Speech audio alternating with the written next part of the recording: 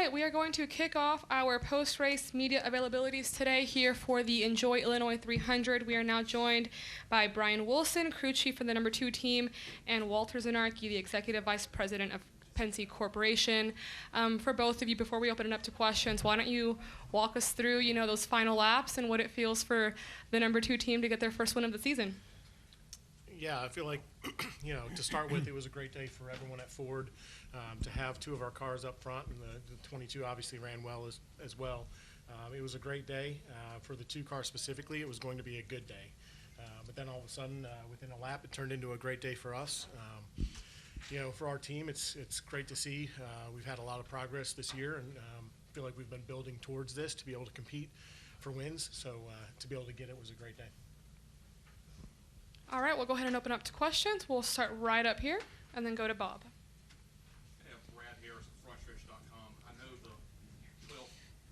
Brad Harris from FreshFresh.com. I know the 12 has some fuel issues late. Did you all feel like you were short late, or did you feel confident in what you had there? No, honestly, at that point, we felt like we were in a good position. Obviously, on that last stop, everyone's trying to be as quick as they can, but we were in a fortunate position where I felt pretty good about it. All right, we're going to go to Bob as soon as he gets the mic.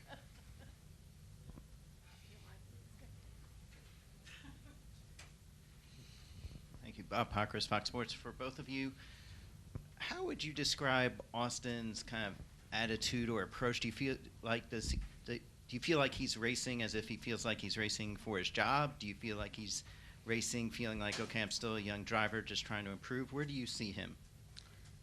I think, Bob, I wouldn't use that former description. He's a fellow who's been frustrated, but he's come along, and particularly the last 5 or 6 races, we've seen a great deal of progress. He's never lost his desire, his intensity, I use the word desire, to win. And if we give him a good car like we did today, like Brian and the team did, and as Brian said, we had 3 good dark horse Mustangs today, he demonstrated. One other thing, I thought that toward the end of the race, when the 12 and the 20 were putting on such a great show for the spectators here today, it was worth the price of admission, I think. As a fan, I enjoyed that. I was watching Austin, and he was patient. He was patient. He didn't push the issue. There were some guys on him, and he just hung in there and drove. But I will tell you, Bob, he has not lost his desire, and this is a real reaffirming circumstance from today. So, in fact, we just talked about it in Victory Lane. So we've never lost faith in Austin Cindric, I promise you. All right, go ahead. Yeah, Justin Bradley from Fox 19 Cincinnati.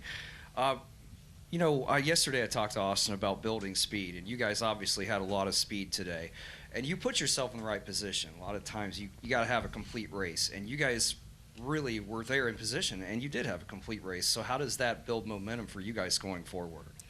Yeah, I feel like that's been a focus of ours. We feel like we've had a lot of really good Saturdays. Practices have been strong. Qualifying has been strong for us at times. And so for us to be able to have a complete weekend, start the race with good speed, make sure we executed it and we could stay up front, run in the top 5 for a majority of the day, I think says a lot about the progress of our team, where we're at, being able to take the speed that we find on Saturdays, kind of in perfect situations where you're practicing by yourself, clean air, qualifying where it's just single lap, and then take all that speed and translate that into a really strong Sunday to where Austin's happy with the car. We made minimal changes throughout the day to keep up with the track, and I just think it speaks to where the team's at. I think if I could just comment on that too as well, the strategy that Brian and Paul and Jonathan utilized, that when some people went to 2 tires early on, and they maintained their game plan. They stuck with their game plan. And who knows, when you're back running 23rd, 24th, and something happens, a caution, and all of a sudden you're in trouble. But these guys stuck with it, and it paid off at the end basically for all 3 of them. All right, we're going to go right up here. Hey, I'm Benjamin Hockman from the St. Louis newspaper, the Post-Dispatch. Just from more of a storytelling standpoint, can you talk about how special this is for Austin and his family, some of the family members you might know a little bit? Well, I know his father very well, as you might imagine, and I was with his father the last 2 days at our race in Detroit, and I just talked to his dad. I called him, and I know how important it is to him. I mean, there may be an extra measure of pressure on Austin, frankly, because his father has we've given him the responsibility for our race team operations. But I can tell you, Austin's a driver, and his dad's is a manager, and the two don't meet at all. Believe me. In fact, he probably holds Austin to a little bit higher standard than everybody else. So again, this is a great day for Austin and for his family. As I said, his dad was overjoyed when I just talked to him. This is a question for Brian. Jeff Thornton, Herald Publications. How you win, so that puts you in the playoffs now. How does that changes your strategy for next week? I mean, it makes it a lot easier, doesn't it, to take that pressure off of you, because you guys are in now. So in tell some us ways it about makes that. it easier for sure, but we're also in a situation where we know we need to keep making the progress that we've been making. We've been making gains, and where we started the year isn't going to be good enough at the time of the playoffs. So, we know that we have to keep trying things, and we have to keep making sure that every facet of our game, all the track styles that we go to, are strong. And so I think that gives you a little bit of flexibility to maybe try something if you need to. But I don't know that we're going to get too far off of the path that we've been taking that's been showing progress for us. All right, we're going to go right up here in the white shirt.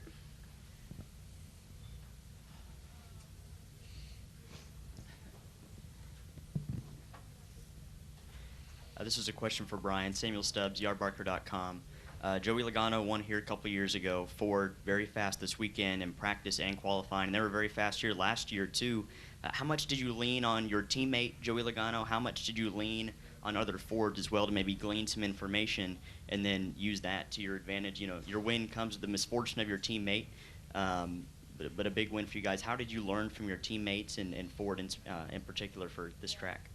Yeah, I think that's when a notebook works at its best, when you can take something that worked well. Austin was very happy with his car last year. We knew what we needed to work on. He had a solid day, but as you mentioned, we've got notes from the 12 car who ran well last year and from the 22 a couple years ago. I think the way that it works the best is when you can take pieces of that and you can try to look at what was different and what maybe made them better than what you were and incorporate those into your setup. So without a doubt, we took a lot of that information. To be honest with you, a lot of the information from where the 22, they tested at Wilkesboro. There are some short track aspects to the setup here. So some of the work that the 22 had done recently was incorporated as well. Within the Ford Wheel Force program, we gain a lot of information there as well. So that's when a notebook really works well, is when you can combine that all and give your driver what he needs. One other thing I'd like to, if I can just comment on that. Those of you who are familiar with the shop where these men work in Mooresville, North Carolina, we have one big floor, and the crew chiefs all have their offices next to each other. One guy's not here, the other one's not over there. They're all together. And at 2 o'clock tomorrow afternoon, win, lose, or draw, there will be a 2-hour debrief call where this race will be dissected.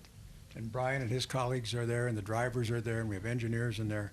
So you asked about learning. Those have all been learning experiences. So we've gleaned a lot of information from what happened here today. So good question. All right, we're going to go right back there. Harry Loomis, the podium finish for Brian. Yesterday, after qualifying, Cindric was kind of joking, saying he didn't really know what in particular made him so good here, because he qualified second yesterday, won a stage in 2022. So what do you see from him that makes him so good at this track in particular? Yeah, I think it really does suit him well. Anytime that you have to combine braking zones, managing different lines, knowing which way the track's going to go, anytime you've got shifting incorporated in it, I think it gives him a lot of tools that he can work with. And he really is a student of the game, and anytime that you have those opportunities, he can really keep up with the track well as it changes. So I think it's a lot of those type of tools that pay off for him. Do we have any final questions for either Brian? Okay, go ahead. Mitchell Kaminsky, ABC 17. Kind of going off of the notebook question. I know this track, some drivers are comparing it to Phoenix. Is there anything that you can take away from this weekend? Because you guys seems like you've been fast at each of those tracks that might be applicable next time you guys go there, hopefully racing for a championship. Yeah, I hope so. That's the short answer, but each track is different, but you definitely can take some trends from it. A lot of the tires are very similar. A lot of the construction is similar. The thicker gauge tire that we've been running recently is something that's carried across a lot of tracks. So end of the day, when you're working off of a notebook, that's what you typically will do is you'll say, well, what is common? What's common from, this racetrack to whether it's Loudon, Richmond, Phoenix, places like that, and you'll try to apply whatever makes sense. Typically with short tracks, it ends up being a lot of the tire settings, whether it's camber, or tire pressures, or toes. But yeah, back to the short story, I definitely hope that it crosses over. All right, we're going to go to Jeff and then take our final question from Lee. Sure, Jeff Latsky with AP. All three Penske cars stayed out and didn't pit at the start of stage 3. You talk about when that strategy was formed and the reasons behind it, and if you felt like that made a difference today. Yeah, a lot of that conversation starts during the week. We've got a great team of engineers that do a lot of research on what's worked and what has not worked. We have a meeting on Wednesday where we all sit there and review the history. And then we also have a meeting in the morning where all the crew chiefs get together and we talk about, well, now that we've seen the tire fall off from practice and we know what the history was plus what we expect, it gives us an opportunity to talk about what do we think we're going to do throughout the day. We oftentimes will challenge each other and bounce ideas back and forth, but oftentimes we do come to the same answer like you saw today. Go ahead, Lee. Lee Spencer, Sirius XM NASCAR Radio and CatchFence.com. I'm curious, you all pitted a lap before or after Blaney? 1 lap after. So you think that was the difference? No, honestly, I would have preferred to pit the same lap as him. They did a great job of disguising that. We felt like that was going to be about a half-second gain in lap time by pitting early. Felt like that was enough to where we were probably going to come out even with them, like you saw. Honestly, it's a situation where we would have liked to have been 1 lap early. We talk about all the communication, but a lot of times when it comes down to that, when you're racing each other, it's, hey, we're still competing. And so Jonathan made the call, and they came a lap before us. And, as far as the fuel situation, I can't really speak to that, whether or not that was anything that had to do with the lap that they pitted on. But as far as my strategy, I wanted to be the same lap as them. He did. Yes, we had enough for a burnout. Yep. All right, No Brian. team orders, Lee. All right, thank you both for the time. Thank you. Congratulations. Thank you.